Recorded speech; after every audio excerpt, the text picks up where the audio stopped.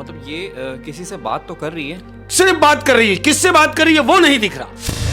خود ہی ٹائر اٹھا ہے, خود ہی ٹائر لگا ہے, خود ہی جیک لگا ہے. کوئی شخص نہیں کہ کسی نے جیک چڑھایا ہو, ٹائر لگایا ہو, ٹائٹ کیا ہو اور سٹینڈ بائی کر دی گاڑی. باکس نیچے گری ہوئی ہے, بستر ادھر ہوا ہے اور دیوار کے اوپر خون کے نشان لگے ہوئے ہیں. احمد, شیشے پر, دیوار پر خون کے نشان ہیں, چھت پر. کہ کمرے میں اس کے بھائی کی لاش پنکھے سے لٹکی ہوئی ہے. السلام علیکم شیخ صاحب. وعلیکم السلام ورحمۃ اللہ وبرکاتہ. اور پھر آپ کے ایپیسوڈ 1-2 دن لیٹ ہو گئے, وہ آپ کی کچھ اپنی مصروفیت کی وجہ سے؟ الحمدللہ تھوڑی سی مصروفیت رہی ہے, اور مجھے معلوم ہے جتنا پیار مل رہا ہے اور جو لوگوں کو انتظار رہتا اتنا ہے, یاد کر رہے ہیں, میں ان کے لیے کہہ رہا ہوں احمد کہ قابل رشک ہیں وہ تمام لوگ جو میلوں دور رہ کر بھی ہمارے دلوں پہ راج کر رہے ہیں. اور کیسا کنیکشن ہو گیا ان کے ساتھ. کیا بات ہے. بالکل, میں ان کو ہمیشہ سے اپنا فیملی ممبر کہتا ہوں, اور ان کے لیے کہہ رہا ہوں کہ خدا تمہاری اتنی حفاظت کرے, ان تمام لوگوں کی, کہ خدا تمہاری اتنی حفاظت کرے جتنی آپ لوگوں کی عزت ہمارے دل میں ہے. واہ واہ, بہت خوبصورت, بہت خوبصورت. اور کہہ رہا ہوں کہ عرض کیا ہے کہ تجھ کو پانے کی تمنا میں گزاری ہوتی. تجھ کو پانے کی تمنا میں گزاری ہوتی. کتنے مزے کی بات ہے یار, کہ تجھ کو پانے کی تمنا میں گزاری ہوتی, ایک جاں اور بھی ہوتی تو تمہاری ہوتی. واہ واہ, تجھ کو پانے کی تمنا میں گزاری ہوتی, ایک جہاں اور بھی ہوتی تو وہ بھی تمہاری ہوتی. وہ قصہ ہی ختم کر دیا. اور عرض کیا ہے کہ غرض یہ نہیں کہ دیا تیرا ہو کہ میرا ہو. یہ غرض نہیں کہ دیا تیرا ہو یا میرا ہو. ہائے ہائے, لوگ جو آج کل جو میں دیکھ رہا ہوں, یہ لوگوں کے لیے بات کر رہا ہوں کہ غرض یہ نہیں کہ دیا تیرا ہو کہ میرا ہو, بجھانے والوں کی خواہش ہے بس اندھیرا ہو. کیا بات ہے, کیا بات ہے. یہ آج کل چل رہا ہے معاشرے میں. بالکل ایسے ہی احمد. ہائے, کیا بات ہے. جو درد دکھتے نہیں نا, وہ دکھتے بہت ہیں یار. اور ہر آدمی دکھی ہے, آواز کی بات ہے. ہر ایک کے ساتھ کوئی نہ کوئی دکھ لگا ہوا ہے. اور عرض کیا ہے کہ ہم سے کیوں ملتے ہو اداکار کی طرح. ہم سے کیوں ملتے ہو اداکار کی طرح. ہائے لوگوں, کہ ہم سے کیوں ملتے ہو اداکار کی طرح, ہم تو چہرے پڑھ لیتے ہیں اخبار کی طرح. واہ واہ, ہم سے کیوں ملتے ہو اداکار کی طرح, ہم تو چہرے پڑھ لیتے ہیں اخبار کی طرح. کیا بات ہے, کیا بات ہے. شیخ صاحب, آپ کی شاگردگی میں آ گیا ہوں تو ایک شعر میں نے بھی عرض کیا ہے. کیا بات. ایک جنازے کی خاطر سارا جہاں نکلا. ایک جنازے کی خاطر سارا جہاں نکلا. ایک جنازے کی خاطر سارا جہاں نکلا, پر وہ نہ نکلا جس کی خاطر جنازہ نکلا. اوف, کیا بات ہے, کیا بات. وہ نہ نکلا جس کے خاطر جنازہ نکلا. کتنا درد ہے نا اس شعر میں, کتنا درد ہے. نہ نیم سے نہ حکیم سے نہ کسی عامل سے حل ہوں گے. نہ نیم سے نہ حکیم سے نہ کسی عامل سے حل ہوں گے. دیکھو کیسی بات کہہ رہا ہوں کہ نہ نیم سے نہ حکیم سے نہ کسی عامل سے حل ہوں گے, یہ عشق کے مسئلے ہیں اسی سے حل ہوں گے. اوئے ہوئے, عشق کے مسئلے ہیں تو صنم سے حل ہوں گے. ایسا ہی ہے, ایسا ہی ہے. اور کہتا ہوں, عرض کیا ہے, کہاں ملتا ہے کوئی سمجھنے والا.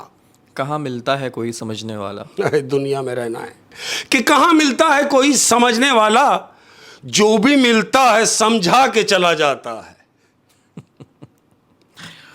ہوئے, جو بھی ملتا ہے سمجھا کے چلے جاتا ہے. کیا بات.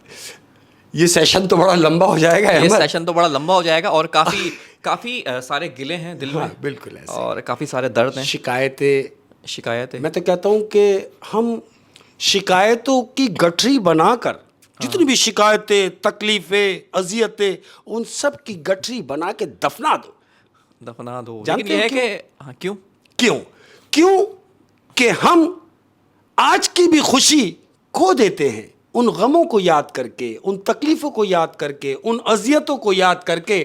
جو ہمارا اچھا دن ہوتا ہے وہ بھی برا ہو جاتا ہے. اور ایسا بھی ہوتا ہے نا کہ بہت لمبی کہانی نہیں سنا سکتے لوگوں کو, تو بس 2 شعر میں سنانے کی کوشش کرتے ہیں. بہت پیار اور بہت پیار ملتا ہے. آپ بالکل صحیح کہہ رہے ہیں. کیا بات. لیکن اب جس کی وجہ سے پیار ملتا ہے, اب وہ چیز ہو جائے شیخ صاحب. ایسے ہی ہے. اور تمام پیار کرنے والوں کو دل سے پیار. احمد, آج اپنی پہلی کہانی یہ ایک ایسی فیملی کی کہانی ہے کہ یہ دو میاں بیوی ہیں. میاں جو ہے وہ سعودیہ میں کافی ٹائم سے کام کر رہے ہیں. اوکے. اور اس دوران کیا ہوتا ہے کہ جو بیوی ہے اس کا آنا جانا سعودیہ لگا رہتا ہے. اوکے. تو عربی دونوں اچھی بولتے ہیں, بہترین. بیوی کا آنا جانا ہے, بیوی پاکستان میں رہتی ہے, میاں سعودیہ میں رہتا ہے. اب کیا ہوا کہ یہ قصہ میرے کو شیئر کیا میرے ایک پیار کرنے والے نے کہ شیخ صاحب آپ کہانیاں پڑھتے ہیں تو ذرا یہ شیئر کریں لوگوں کے ساتھ. یہ ریئل واقعہ ہے جو میں آپ کو بتا رہا ہوں.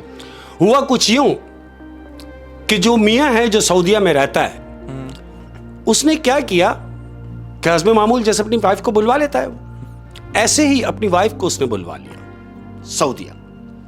اب کیا ہوتا ہے کہ سعودی ایئرپورٹ پہ اس کی مسز اتری ہے, ایئرپورٹ کے اوپر امیگریشن ہو رہا ہے, سب کچھ ہو رہا ہے. اوکے. تو یہ جو خاتون اتری ہیں یہ اکیلی ہیں, اکیلی ہیں, امیگریشن کے لیے جا رہی ہیں. تو کیا دیکھتی ہیں کہ ایک ریوڑ آ رہا ہے, بھاگتے ہوئے کچھ لوگ آ رہے ہیں. تو کیا ہے کہ کوئی شیخ وہاں سے گزر رہا ہے.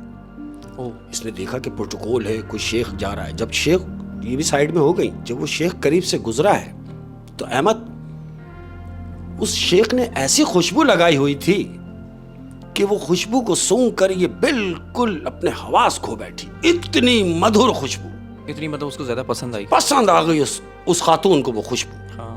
اس نے بولا کہ اتنی بھینی خوشبو, اتنی میٹھی خوشبو.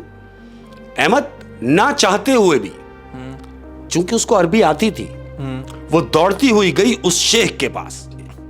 ابھی اس سے ہم کلام ہوئی, چونکہ اس کو عربی آتی ہے, عربی میں اس سے کہہ رہی ہے, شیخ سے کہ اگر آپ ناراض نہ ہوں تو مجھے یہ بتا سکتے ہیں کہ یہ جو پرفیوم آپ نے لگایا ہوا ہے اس کا نام کیا ہے.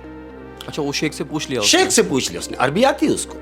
اب شیخ نے اس کی طرف دیکھا اور کہتا ہے کہ مجھے یہ دیکھ کر بہت خوشی ہوئی کہ آپ کو خوشبو پسند ہے, لہٰذا میں یہ بتانا ضروری سمجھتا ہوں کہ یہ خوشبو کون سی ہے. احمد اس شیخ نے اس خوشبو کا نام بتایا اس خاتون کو, اور شیخ نے پوچھا کہ یہ تو مردانہ خوشبو ہے, تو تمہیں کیوں درکار ہے؟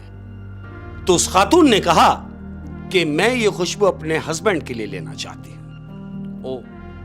اس کی سمجھ میں آ گئی, اس نے نام بتایا.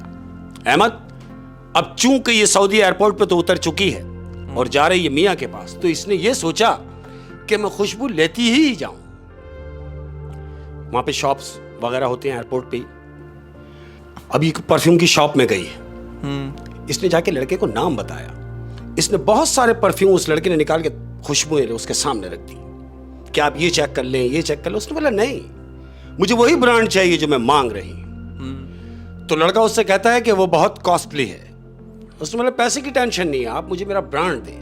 احمد لڑکا اندر گیا اور برانڈ لا کے سامنے رکھا ہے, وہی جو اس کو وہی جو اسے چاہیے تھا, جو اسے درکار تھا خاتون کو. اس نے وہ پرفیوم لا کے رکھا. اس نے کیا کیا, پیکٹ کھولا, پرفیوم نکالا اور اس سے اجازت دے رہی کہ میں چیک کر سکتی ہوں. اس نے بولا ہاں شیور. اب اس نے پرفیوم جو یہ عبایا پہنی ہوئی ہے اس نے اپنے عبایا پہ لگایا, چونکہ خوشبو وہی ہے اور یہ خوشبو کی دیوانی ہے. اس نے اپنے عبایا پہ پرفیوم لگایا ہے اور وہ پیک کرا لیا ہے. ہاں, کیونکہ اس نے چیک کیا کہ یہ وہی خوشبو ہے کہ نہیں ہے. بالکل, دکان پہ, ہاں شاپ میں اسی لیے چیک لی ہے. بالکل.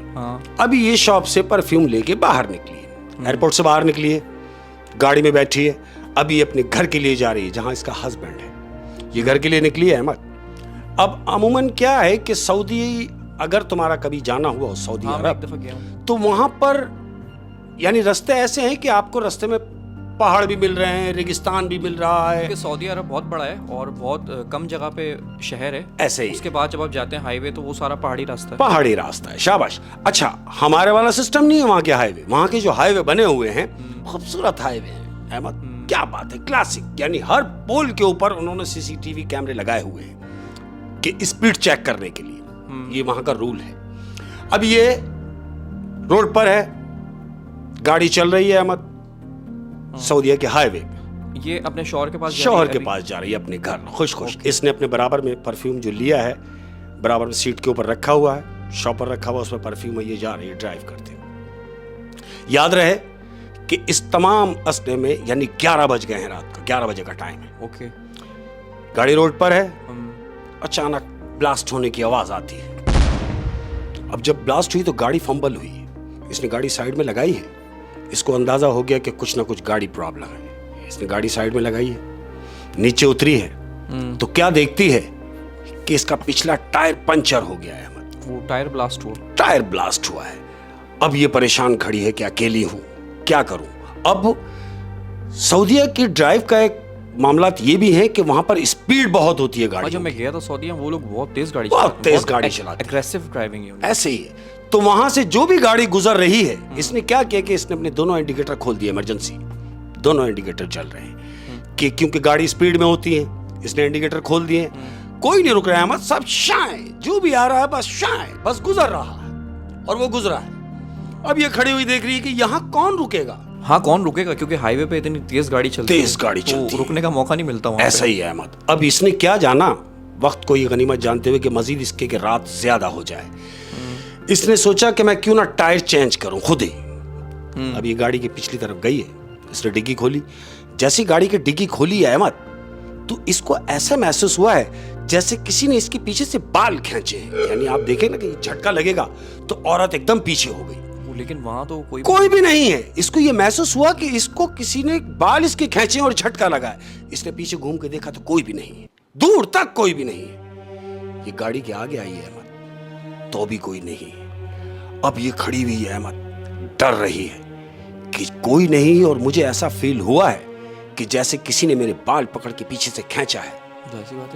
अब ये क्या करे, सोच रही है कि जल्दी से ये टायर चेंज किया जाए। अहमद, अब इसने टायर निकाला है, जमीन पे टायर रखा है। जैसे डिग्गी से टायर निकाल के जमीन पे रखा है अहमद, तो गाड़ी में से आवाज आ रही है। क्या मालूम? क्या? उस गाड़ी में से जिसमें ये बैठी हुई थी, जो गाड़ी पंचर हुई है, उस गाड़ी में से आवाज आ रही है जैसे कोई स्प्रे यूज कर रहा है। आप आवाज सुनेंगे स्प्रे की, स्प, स्प, स्प, स्प। तो ये आवाज उसको फील हुई है कि गाड़ी में कोई स्प्रे यूज कर रहा है। अहमद, गाड़ी में तो कोई भी नहीं है।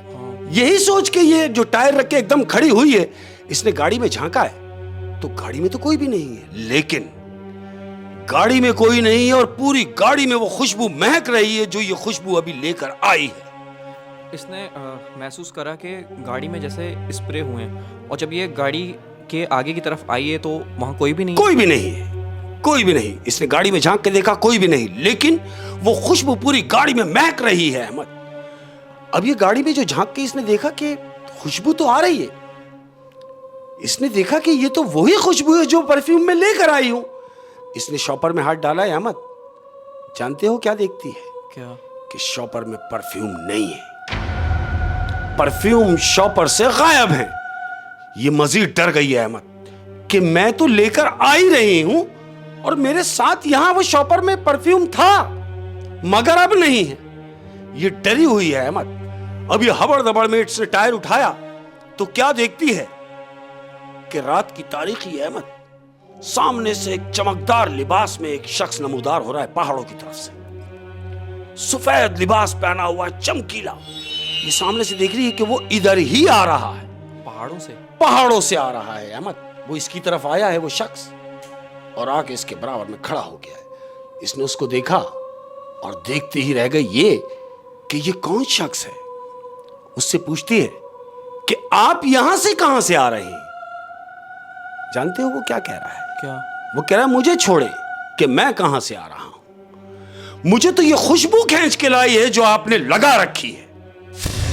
लेकिन वो तो पहाड़ों से आया। पहाड़ों से आया, मैं बता रहा हूं कि कह रहा है कि मुझे तो ये खुशबू खींच के लाई है जो आपने लगा रखी है। तो ये क्या फील कर रही है जानते हो? क्या? ये फील कर रही है कि जो परफ्यूम में लेकर आई थी, जो परफ्यूम गाड़ी से गायब है, वही परफ्यूम की खुशबू उस शख्स में से आ रही है जो अभी आके इसके सामने खड़ा हुआ है। ये यही सोच के परेशान है कि खुशबू तो इसमें से आ रही है और ये कह रहा है कि मेरी खुशबू सूंघ कर आया है। तो कहती है कि आप यहां क्या कर रहे हैं? कहता मैंने देखा कि आप परेशान हैं, शायद मैं आपकी कुछ मदद कर सकूं। तो कहती हाँ टायर पंचर है। तो कहता आप हटें। अहमद, उस खातून को उसने साइड में किया है, टायर चेंज किया है। टायर चेंज करने के बाद वो हाथ जाड़ के खड़ा हो गया है। अब ये उससे पूछ रही है कि मैं आपको अगर कुछ देना चाहूं, तो कहता नहीं, कुछ नहीं, बस दुआएं दीजिए। ये गाड़ी में बैठी इसने सलफ मारा और सीधा अपने घर, यानी अपने शौहर के पास चली। अब जब ये घर गई है तो इसके दिमाग से ये बात निकली नहीं है कि वो कौन शख्स था जो पहाड़ों में से आया, परफ्यूम मेरा गायब हुआ, वो खुशबू वो लगाया हुआ था जो परफ्यूम मैंने लिया था। और अब सोचने की बात यह है कि वो पूरा हाईवे है, बिल्कुल ऐसा कोई पैदल क्यों आएगा, दूर तक कोई भी नहीं है। ये सारी बातें अपने हस्बैंड से शेयर कर रही है कि मैं जब आ रही थी तो ऐसा ऐसा हुआ, टायर पंचर हुआ, मैं गाड़ी से उतरी, एक शख्स आया, जो परफ्यूम मैंने तुम्हारे लिए लिया था वो परफ्यूम गाड़ी से गायब हो गया था, और वही परफ्यूम उस शख्स के लगा हुआ था जिसने आके टायर चेंज किया। इसका मियां जो है, इसका हस्बैंड, वो मुस्कुरा रहा है, कह रहा है तुम्हारा वहम होगा, छोड़ो, ऐसी छोटी मोटी बातें होती रहती है। वो कहती है आप कह रहे हैं ये छोटी बात है, लेकिन मेरे लिए ये छोटी बात नहीं है, मैं जरूर पता कराऊंगी कि आखिर ये मामला क्या है। उसको डाउट हो गया था अहमद। उसके मियां ने बोला कि क्या करोगी? कहती क्या करूंगी, मैंने देखा कि वहां जो रोड के ऊपर पोल लगे हुए थे हाईवे पे, उनमें कैमरे लगे हुए थे। इसके शौहर ने कहा कि हाँ लगे हुए थे। फिर कहती है मैं वहां की जो वीडियो बनी होगी उस वक्त की, मैं वो वीडियो निकलवाऊंगी। कहता है किन चक्करों में पड़ रही हो? कहती है नहीं, मुझे ये काम करना है और आप इसमें मेरी हेल्प कीजिए। हाँ, वो ये जानना चाह रही होगी कि ये शख्स कौन, आखिर कौन शख्स था। ऐसा ही हुआ है। ये दोनों मियां बीवी ये मिल के गए हैं, और जिस हाईवे के ऊपर वो सीन हुआ है, वो जो कैमरे जिसने जो कैप्चर किए हैं कैमरों ने, वहां पर जाकर ये बैठे हैं और उन्होंने कहा है कि जी कल की रात जो गुजरी है, रात की इस टाइमिंग में इस जगह पर वो फुटेज चाहिए, वो फुटेज अगर मिल जाए या वो वीडियोस अगर मिल जाए, तो जो वहां का जिम्मेदार है उसने कहा, क्योंकि अरबी आती है, तीनों अरबी में बात कर रहे हैं, जो जिम्मेदार है वहां का, उसने कहा कि भाई हम आपको दे नहीं सकते, हाँ दिखा जरूर सकते हैं। तो फिर उनको दिखाई। बीवी ने कहा कि ठीक है, आप एक काम कीजिए, हमें ना दीजिए मगर हमें दिखा दीजिए। ऐसा ही हुआ है। बीवी उनको अपने केबिन में लेके गया है, बिठाया है, रिवर्स यानी कल की डेट, कल की टाइमिंग, कल की डेट, कल का वक्त पूरा मिला के अब जो इसने वीडियो लगाई है, तो जानते हो उस औरत का जो वहम था वो वहम नहीं था, वो हकीकत में तब्दील हो गया। जानते हो कैसे?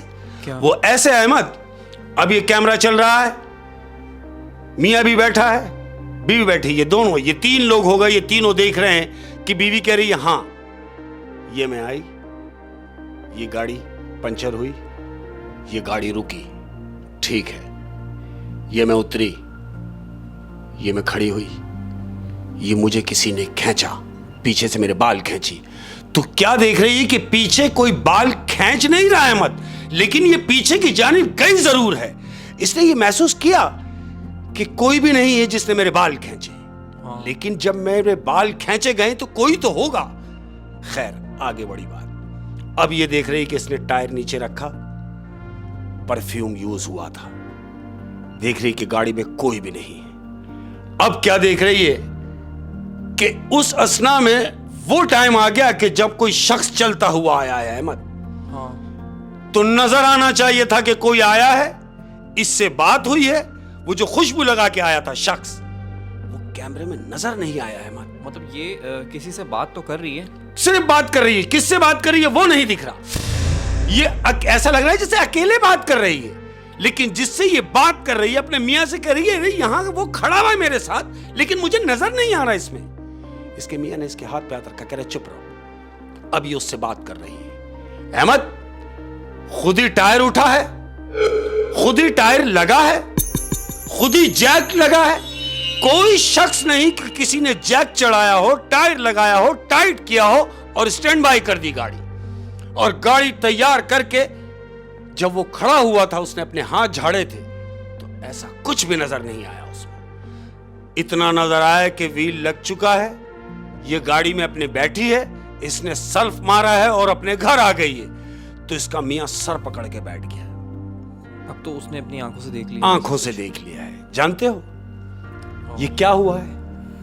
وہ ہوا کچھ یوں احمد کہ اس کے میاں نے کہا کہ شکر کرو کہ تم باحفاظت گھر آ گئی. کیوں؟ کہ جو شخص تمہاری گاڑی کا ٹائر چینج کر کے گیا ہے کوئی اور نہیں, وہ کوئی جن تھا. کسی عام آدمی کے بس کی بات نہیں ہے. وہ جن تھا احمد, جو خوشبو کے چکر میں آیا, خوشبو سونگتا ہوا آیا, خوشبو لے کے بھی گیا, خوشبو لگا کے بھی آیا. مطلب وہ جو گاڑی کا پنچر لگایا وہ ایک جن تھا. بالکل جن تھا. وہ نظر ہی نہیں آ رہا, کیمرے میں بالکل واضح ہے ہی نہیں وہ. اچھا, اس کو شک تو پہلے ہی ہو گیا تھا کیونکہ ان پہاڑوں میں سے چلتا ہوا آنا. اسی لیے اس نے حیرت سے پوچھا کہ آپ یہاں سے کہاں سے؟ اس نے بولا مجھے چھوڑیں, آپ اپنی پرابلم بتائیں. تو اس نے ٹائر چینج کیا. ایسا ہی وہی بھائی شیخ صاحب, یہ ہمارے بڑے اچھے یار ہیں, وہ سعودیہ میں ہوتے ہیں. یہ انہوں نے مجھ سے شیئر کیا. شیخ صاحب بڑی انٹرسٹنگ کہانی تھی, تھینک یو. ڈرا دینے والی کہانی. اور یہ کہ اتنی رات کو خواتین کو نہیں لگانا چاہیے. ارے میں تو کہہ رہا ہوں خواتین کو تو پرفیوم لگانا ہی نہیں چاہیے, رات ہو یا دن ہو. ارے بھائی کیوں؟ لیکن آج کل وہ مرد کے کمپٹیشن میں آ گئی ہیں. ایسا ہی ہے. تو اکثر بیویاں تو ایسا کرتی ہیں اپنے مرد کا ہی پرفیوم لگا لیتی ہیں. میں تو کہہ رہا ہوں کہ عورت کو پرفیوم صرف وقت پہ لگانا چاہیے, اپنے شوہر کے لیے بس. That's it. اس کے بعد یہ گوارا ہے ہی نہیں کہ اس کی لگائی ہوئی خوشبو کوئی نامحرم سونگے, اور سونگے تو خوشبو کا دیوانہ ہو جائے, اور جب وہ خوشبو کے محو میں آ جائے تو پھر وہ بہت ساری چیزوں سے بھگتان کرتا. ویسے اس کہانی میں جو کریکٹر تھیں انہوں نے بھی شاید پرفیوم اسی وجہ سے لگایا تھا تاکہ خوشبو میچ ہو جائے. یہ وہ خوشبو ہے یا نہیں ہے, لیکن انہوں نے غلطی یہ کری, انہوں نے اپنے اوپر لگا اپنے اوپر لگا. اور میں آپ کو بتاؤں سعودیہ کے جو مشہور نامی گرامی بینڈ ہے ABC اود فلانا ڈھماکا, وہ تو بہت نامی گرامی ہے, ان کا تو بہت فیمس پرفیوم ہے. ایسا ہی. اور سعودیہ تو مشہور ہے خوشبو کے لیے. خوشبو کے لیے. کیا بات ہے, آپ سعودیہ اترے آپ کو خوشبو بالکل پورا سعودیہ ایسا لگے گا کہ ہر جگہ. اور شیخ اپنے آپ کو کیری کر کے بھی بڑا رکھتے ہیں, وہ دھونی وونی فلانا پتہ نہیں کیا کیا جتن کرتے ہیں اپنے ساتھ وہ لوگ. بڑی انٹرسٹنگ کہانی تھی شیخ صاحب. کیا بات. اور اب دوسری کہانی. ہاں احمد, آج کی اپنی دوسری کہانی. احمد یہ اپنی دوسری کہانی, یہ کہانی کیا کہوں گا, یہ ایک حقیقتاً یہ واقعہ ہے جو کل رات ہی میرے دوست نے مجھ سے شیئر کیا. تم نے دیکھا ہوگا یا سنا ہوگا, یہاں پر اپنے کراچی میں ایک جگہ ہے لانڈی. بہت بڑا مشہور جگہ ہے, ایریا ہے. وہاں پر ایک جگہ ہے 36B, ایک علاقہ ہے لانڈی میں 36B, یہ ایریے کا نام ہے. تو اس ایریے میں ایک فیملی رہتی ہے. یہ میرے جنہوں نے مجھے بتائی ہے یہ بات, یہ ان کی گلی سے تیسری گلی کا واقعہ ہے, یعنی محلے میں ہی رہتے ہیں. تو یہ ایک فیملی یہاں رہتی ہے. اس فیملی میں 2 بوڑھے ماں باپ ہیں اور 2 ان کے لڑکے ہیں. لڑکی وڑکی کوئی نہیں, 2 بیٹے ہیں اور ماں باپ ہیں. گھر سنگل اسٹوری بنا ہوا ہے. اب چونکہ گھر کارنر کا ہے, ایل شیپ میں کارنر کا گھر ہے, تو جو برابر میں دکان, اور اس طرف بھی دکان ہے, برابر میں ادھر بھی دکان ہے, تو ان کی کوشش یہ ہے کہ یہ گھر لے لیا جائے تو کارنر بھی ان کے انڈر میں آ جائے گا, تو دکان ہم بڑی کر لیں گے. جو دکان والے لوگ ہیں وہ یہ سوچ رہے ہیں. تو یہاں پر ایک زمانے سے یہ فیملی رہتی ہے. وہ بچے وہیں بڑے ہوئے, وہ دونوں بچے وہیں جوان ہوئے. اسی اسنا میں کیا ہوا کہ جو محلے کے لوگ ہیں انہوں نے کیا نوٹ کیا کہ دونوں بچے بڑے سعادت مند, بڑے خوبصورت بچے, دونوں بلا کے خوبصورت بچے, یعنی اتنے حسین بچے کہ میں یہ بتاؤں کہ اگر لڑکی کے برابر میں اس کو کھڑا کر دیا جائے تو لڑکی فیل ہے, وہ لڑکے اتنے خوبصورت. مطلب اتنی خوبصورت فیملی, خوبصورت اللہ نے ان کو اتنی شکل صورت اتنی خوبصورت بنائی ان کی. تو ان کا ایک طریقہ کار یہ تھا کہ وہ بچے رات کو باہر نہیں رکتے تھے احمد. ان میں سے جو بڑا بیٹا ہے وہ تو دوست یاروں میں رہ گیا, پڑھائی میں رہ گیا, وہ بھی اپنے کام میں لگا ہوا ہے. لیکن جو دوسرا بیٹا جو ہے وہ پڑھائی میں بھی تیز, ہر چیز میں تیز. لیکن ایک چیز یہ نوٹ کی اس کے محلے کے لوگوں نے کہ کچھ بھی ہو جائے یہ دوسرا والا بیٹا جو ہے یہ رات کہیں رکتا نہیں, کہیں بھی رات نہیں گزارے گا. وہ رات اپنے گھر میں آئے گا, 10 بجیں گے اور اپنے گھر میں اس کو حاضر ہونا ہے. تو گھر والے جو ماں باپ ہیں اس سے بڑے خوش ہیں کہ بچہ ٹائمنگ کا بڑا پکا ہے, رات باہر نہیں رہتا, بڑا سعادت مند ہے, یہ گھر میں آ جاتا ہے. لیکن اس کے پیچھے کہانی کیا ہے یہ کسی کو نہیں معلوم. یہ وقفاً جیسی وقت گزرتا گیا ویسے پتہ چلی. ہوا کیا, اب میں نے تم سے پہلے ذکر کیا کہانی شروع کرنے سے پہلے کہ یہ جو کارنر کا مکان ہے, یہ ادھر جو دکان ہے وہ بھی خریدنا چاہ رہا ہے, اور جو اس طرف دکان والا ہے وہ بھی خریدنا چاہ رہا ہے کہ یہ کارنر کا پلاٹ مل جائے. اس کے باپ نے سوچا کہ اگر پیسے اچھے مل رہے ہیں تو کیوں نہ بیچ دیا جائے. اپنے بیٹوں کو بٹھایا ہے اور ان سے ڈسکس کر رہا ہے کہ دیکھو بھائی, مجھے جو پڑوس میں دکان والا ہے مجھے اچھے پیسے دے رہا ہے اس گھر کے, اور اتنے اچھے پیسے مل رہے ہیں کہ ہم یہ مکان بیچ کر کہیں اور اگر لیں گے تو ہمیں اچھا مکان بھی مل جائے گا اور ہم سیٹل بھی ہو سکتے ہیں. تو بڑا والا جو بیٹا تھا وہ تو ایگری ہو گیا, لیکن وہ جو دوسرا بیٹا تھا جو رات کو گھر آ جاتا تھا, احمد, اس نے کہا کہ نہیں, کچھ بھی ہو جائے گھر نہیں بیچنا. اس کے باپ نے کہا کہ بیٹا تم کیوں ضد کر رہے ہو کہ گھر نہیں بیچنا؟ ارے بھائی ایک نہ ایک دن ہم نے بیچنا ہے, تمہاری شادیاں ہوں گی, گھر بڑا چاہیے. اس نے بولا کچھ بھی ہو جائے ہم اسی گھر کو بنائیں گے, اسی کو ڈبل کریں گے, لیکن یہ گھر بکے نا. یہ کہہ کے وہ بیٹا اٹھا ہے اور سیدھا اپنا روم. احمد, وقت گزرتا گیا, 3-4 دن گزرے تو کیا ہوا, دوستوں نے پلان کیا کہ یار یہ کہیں رکتا نہیں, ایک کام کرتے ہیں, اس کو آج لے چلتے ہیں ہم شکار پر, اور جب شکار پر لے جائیں گے تو ظاہر ہے ہم اتنی دور چلے جائیں گے کہ رات کو واپسی ممکن نہیں. اس کو بہلا پھسلا کے اس کا ذہن شکار کا شوق ہی نہیں ہے. دوستوں نے پروگرام بنا لیا, اب یہ ان کے ساتھ شکار پہ نکل گیا اس شرط پہ کہ آپ رات کو واپسی آ جائیں گے. سب نے بولا ہاں ہاں, ارے بھائی مغرب تک ہم سب اپنے اپنے گھروں پہ ہوں گے. اس نے بولا ٹھیک ہے. نکل گئے سب دوستوں کے ساتھ, یہ شکار پہ نکل گیا. کون سا والا جو رات باہر رکتا نہیں ہے, یہ شکار پہ چلے. اب جب شکار پہ گئے ہیں, گھوڑے میں بیٹھے ہیں, کشتی میں بیٹھ کے نکل گئے سمندر میں. اب شام ہونا شروع ہوئی. جیسے جیسے شام ڈھل رہی ہے اس کا دل اندر باہر ہو رہا ہے اور یہ کہہ رہا ہے کہ چلو. بولا ہاں بس چل رہے ہیں. بولا چلو. بولا کیسے جائیں گے؟ بولا کیوں؟ بولے یار وہ کشتی کا ڈیزل ختم ہو گیا ہے, وہ ڈیزل آئے گا تو جائیں گے. احمد, اس نے وہ تمام دوستوں کو گالیاں دی, جتنی بھی گالیاں اسے آتی تھی, کہ تمہیں معلوم تھا کہ میں رات باہر نہیں رکتا ہوں. میں آیا اسی شرط پہ تھا کہ ہم واپس جائیں گے, رات کو گھر پر ہوں گے, لیکن تم نے یہاں آ کے میرے ساتھ اچھا نہیں کیا جو میرے ساتھ یہاں کیا ہے. احمد, کیسے وہ رات اس کی گزری ہے, وہ رات تو گزر گئی. اب جب یہ صبح اپنے گھر پہنچے ہیں بچے تمام لوگ, وہ بچہ بھی اپنے گھر پہنچا. گھر پہنچا تو گھر والوں نے پوچھتے, جیسے یہ گھر میں داخل ہوا, اس سے پوچھا کہ بیٹا تم تو رات کہیں رکتے نہیں تھے, تم رات بھر آئے بھی نہیں, فون بھی تمہارا بند تھا. بولے نہیں امی, جہاں ہم گئے تھے وہاں سگنل کام نہیں کر رہے تھے. بہرحال اس کی ماں نے کہا کہ ٹھیک ہے جاؤ آرام کر لو. احمد, جانتے ہو کیا ہوا؟ اس لڑکے نے اپنا روم کھولا ہے, اور جب روم میں داخل ہوا ہے تو کیا دیکھتا ہے کہ پورا روم جو ہے اس کا پورا بکھرا پڑا ہے, تتر بھتر ہوا ہے, بکس نیچے گری ہوئے, بستر ادھر ہوا ہے, اور دیوار کے اوپر خون کے نشان لگے ہوئے ہیں. احمد, شیشے پر, دیوار پر خون کے نشان ہے, چھت پر. اس نے کمرے کی کنڈیشن دیکھی, یہ سمجھ گیا کہ کوئی مجھ سے ناراض ہو گیا.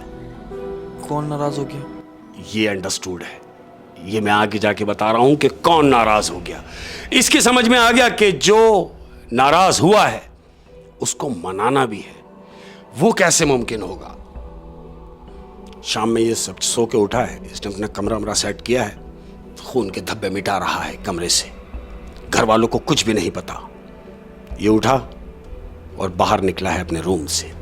اس کے باپ نے کہا سنو بیٹے, تم تو کل تھے نہیں, تو میں نے مکان کا ایڈوانس پکڑ لیا ہے. یہ ایک دم کھڑا ہو گیا, کہتا ہے میں نے جب آپ کو منع کیا تھا کہ یہ مکان نہیں بکے گا تو آپ نے ایڈوانس کیوں لے لیا؟ اتنے باپ سے اونچے ٹیمپو میں اس نے بات کی ہے کہ اس کا باپ حیرت میں آ گیا کہ زندگی میں پہلی بار میرے بچے نے اتنی ہائی ٹیمپو میں مجھ سے بات کی ہے. اس نے بولا بیٹا تمہیں کس بات کی پریشانی ہے؟ اگر یہ مکان بیچ دیں گے تو تمہیں کیا پریشانی ہے؟ وہ کہتا ہے میں نہیں جانتا، آپ کو جانا ہے تو جائیں، میں یہاں سے نہیں جاؤں گا۔ یہ بول کے اپنے کمرے میں چلا گیا۔ کمرے میں گیا، رات ہو گئی۔ اب جب دوسرا دن ہوا تو ان کو یہ مکان خالی کرنا ہے۔ احمد مکان کیا خالی کرتے، یہ اپنا سامان امان سمیٹنے میں لگے ہوئے ہیں۔ نیچے ماں باپ اور بڑا بھائی، اس کا کمرہ نہیں کھلا ہے۔ انہوں نے دروازہ نوک کیا، دروازہ اندر سے لاک ہے، بجا رہے ہیں کوئی نہیں کھول رہا۔ تو باپ کہہ رہا ہے وہ ہم سے ناراض ہے، ارے بھائی دروازہ نہیں کھولے گا، تم ایک کام کرو، ہاں تم کھڑکی سے اس کے کمرے میں چلے جاؤ۔ اپنے بڑے بیٹے کو بولا۔ تو جو گھر میں رہتے ہیں ان کو معلوم ہے، وہ گھوم کے گیا ہے احمد، اور پچھلی طرف سے اس نے کھڑکی کا لاک کھول کے وہ اندر داخل ہوا ہے۔ اب جیسے ہی وہ کمرے میں داخل ہوا ہے اس کا بڑا بھائی، تو یہ کیا دیکھتا ہے کہ کمرے میں اس کے بھائی کی لاش پنکھے سے لٹکی ہوئی ہے۔ یہ دیکھ کے چیخ ماری اس نے اور دروازہ کھولا ہے، ماں باپ کو بلوایا۔ اس نے سوسائڈ کری ہے؟ سوسائڈ کر لی، سب کہہ رہے ہیں کہ اس نے سوسائڈ کر لی، لیکن معاملہ کچھ اور ہے احمد۔ کیا؟ جب گھر والے اندر آئے تو انہوں نے دیکھا کہ پنکھے سے لاش لٹکی ہوئی ہے۔ رونا دھونا مچ گیا۔ اب چونکہ ان کو یہ مکان خالی بھی کرنا ہے، ہاں جنازہ ہے، جنازہ دفنایا گیا، ٹائم لے لیا۔ تیجے تک یہ لوگ وہاں رکے، بچے کا تیجا ہوا، تیجے کے بعد انہوں نے وہ مکان خالی کر دیا۔ اب جب مکان خالی کر دیا، جن لوگوں نے وہ مکان لیا، جب وہ فیملی اپنا سامان لے کے آ رہی تھی، جب وہ سامان لے کے آ رہی ہے وہ فیملی آہستہ آہستہ گھر میں، تو کیا فیل کر رہے ہیں کہ اوپر والے کمرے سے کسی کے ہنسنے کی آوازیں آ رہی ہیں۔ یہ ابھی سامان لا ہی رہے ہیں جنہوں نے ابھی گھر لیا ہے، یہ کہہ رہے ہیں گھر تو خالی ہو گیا، پھر ہنس کون رہا ہے؟ احمد جو لوگ سامان ان کے جو گھر کے لڑکے لے کے آ رہے تھے، یہ بھاگتے ہوئے اوپر گئے، اوپر جا کے کمرہ کھولا تو کوئی بھی نہیں۔ انہوں نے بولا ہنسنے کی آوازیں کہاں سے آ رہی ہیں؟ یہ چھت پہ چلے گئے، چھت پر جا کے دیکھا چھت پر بھی کوئی نہیں، یہ واپس نیچے اترے۔ اب جب یہ لڑکے نیچے اتر رہے ہیں تو پیچھے سے آواز آتی ہے کہ تم یہاں رہ نہیں سکتے۔ یہ لڑکوں نے آوازیں سنی اور دوڑتے ہوئے نیچے بھاگے۔ جنہوں نے یہ مکان لیا تھا ان کے ماں اور باپ صحن میں بیٹھے ہوئے ہیں۔ لڑکے دوڑتے ہوئے نیچے آئے کہ بولے ماں، اپنے باپ سے کہہ رہے ہیں کہ آپ نے یہ کیا لے لیا؟ بولے کیا ہوا؟ بولا ہم ابھی اوپر گئے، ہمیں محسوس ہوا کہ کمرے میں کوئی ہے، لیکن جب ہم نے کمرہ کھولا تو کوئی بھی نہیں تھا۔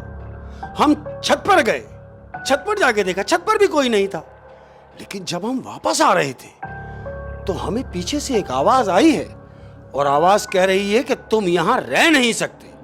اس کا باپ کہتا تمہارا دماغ خراب ہو گیا، یہ کیسی بات ہے؟ بولے ہاں ابو ایسی بات ہے۔ بولا رک جاؤ۔ اس کے باپ نے فون نکالا اور ایک عالم کو بلوایا، وہ بنگالی عالم جو ان کے باپ کا جاننے والا تھا، اس کو بلوایا۔ وہ عالم آ گیا، بنگالی عالم آیا۔ عالم کو اس نے بتایا کہ یہ معاملات ہو رہے ہیں ہمارے گھر میں۔ تو عالم نے چھوٹتے ہی بولا کہ تمہیں یہ مکان نہیں لینا چاہیے تھا۔ وہ شخص کہہ رہا ہے ارے بھائی ایسی کیا بات ہے کہ مجھے کیوں نہیں لینا چاہیے تھا؟ کہتا ہے سننا چاہتے ہو تو سنو، تم سے پہلے جو فیملی اس گھر میں رہتی رہی، اس گھر کے اندر کوئی جوان بھی تھا؟ بولے ہاں تھا، لیکن اس نے تو خودکشی کی۔ بولا نہیں، خودکشی اس نے نہیں کی، اسے تو لٹکا دیا گیا۔ بولا کس نے؟ بولا اس نے جو اس کے ساتھ بچپن سے اس گھر میں پلی بڑی جوان ہوئی۔ وہ شخص کہہ رہا کس کی بات کر رہے ہو؟ کہہ رہا میں اس چڑیل کی بات کر رہا ہوں جو اس گھر میں ابھی بھی موجود ہے۔ احمد یہ پورے گھر والے سب ایک طرف ہو گئے اور عالم کی بات سن رہے ہیں۔ عالم کہہ رہا تم پہلی فرصت پہ یہ گھر خالی کر دو، خالی کر دو، ورنہ جتنی بھی جان یہاں ہیں یہ سب اپنی جان سے جائیں گے۔ اس نے عالم کی بات سنی اور وہ گھر خالی کیا۔ احمد نہیں رہا۔ اب کیا ہوتا ہے؟ جب انہوں نے گھر خالی کر دیا، پورا گھر خالی، پورے گھر میں اندھیرا، یہ لوگ خالی کر کے چلے گئے۔ جنہوں نے لیا تھا وہ لوگ بھی سیٹل بھی نہیں ہوئے تھے تو ان کو واپس سامان نکالنا پڑا۔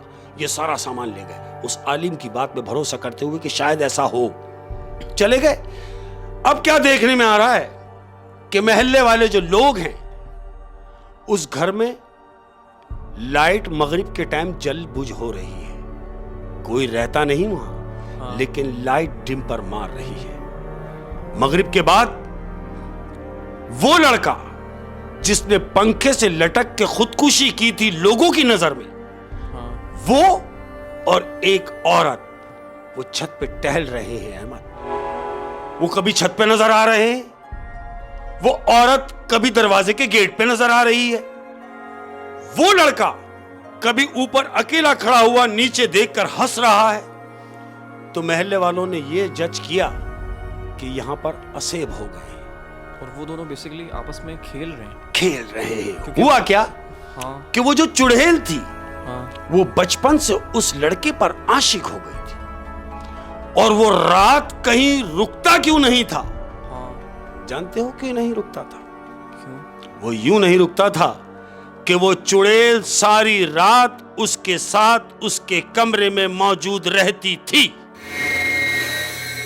और सुनो, जिस रात को वो शिकार पर रुक गया, दोस्तों ने उसको रोक लिया, उस रात को उसने अपने गुस्से का इजहार किया कि दीवारों पे खून लगा दिया कि अगर तुम मुझे छोड़ के गए या यहां से कहीं गए तो ये खून देख लो। ये इशारा था कि खून वही हुआ जब घर शिफ्टिंग की बारी आई तो उस लड़के को मार दिया। उसने उसको वहां से जाने नहीं दिया अहमद, उसको अपने पास ही रोक लिया। तो अब उस घर में कोई रहता कुछ नहीं, आज भी वो घर खाली है, और आज भी अक्सर व बेशतर लोग उस जोड़े को छत पे टहलता हुआ देखते हैं। ये आपने कहाँ की कहानी बताई? ये 36B लांडी 36B का एरिया है। उस एरिया के अंदर घर है। किसी से भी पूछ लेंगे तो बता देगा कि यार वो भूत वाला घर, तो वो बताएगा कि वो फलानी जगह।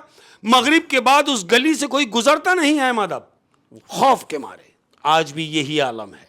लांडी 36B की बात कर रहा हूं। अल्लाह पाक हर एक को अपने हिफ्ज़-ओ-मान में रखे। आमीन आमीन। ये भूत चुड़ैल हाँ जी, बुरे जिन्नात से अल्लाह बचाए, अच्छे जिन्नात भी होते हैं बिल्कुल ऐसे ही, लेकिन इस तरीके वाले जिन्नात से लेकिन बचाए। ये चीजें अगर आशिक हो जाए ना अहमद, तो मतलब ऐसा ही है कि फिर जान देनी पड़ती है। और इनसे बचने का मेरा ख्याल एक ही सॉल्यूशन है कि इंसान पाक रहे। बिल्कुल जरूरी है कि पाक साफ रहेंगे तो मैं समझता हूं कि बहुत सारी चीजों से दूर रहेंगे। लेकिन पाक साफ रहना कैसे था?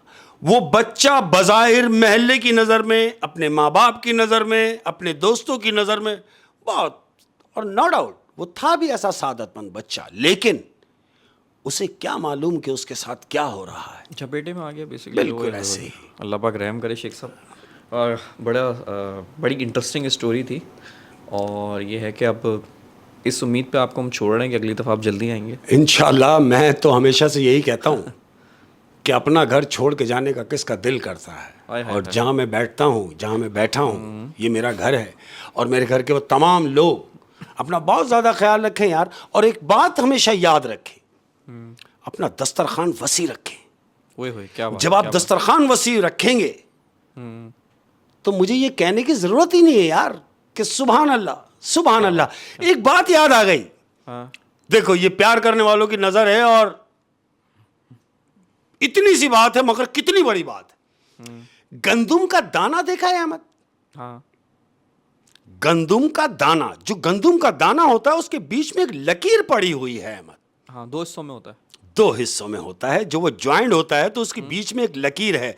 तो वो लकीर किस बात का इशारा कर रही है? किस बात का? हाय हाय, वो लकीर इस बात का इशारा कर रही है कि आधा तेरा है और आधा तूने किसी को देना है। ओए होए होए, बहुत बड़ी बात कर दी आपने, और बहुत अच्छा एक मैसेज दे दिया। क्या बात। अपना बहुत ज़्यादा ख्याल रखिएगा, और मैं कहूँ कि दुआओं में याद रखिएगा। तो हमारा रिश्ता ऐसा है कि हम रहें ना रहें, मगर हमारी दुआओं का सिलसिला रहना चाहिए। मैं आपके लिए दुआएं करूं, आप हमारे लिए दुआएं करें। मौला करीम सबको खुश खुर्रम रखे। अस्सलाम वालेकुम। अल्लाह हाफिज़।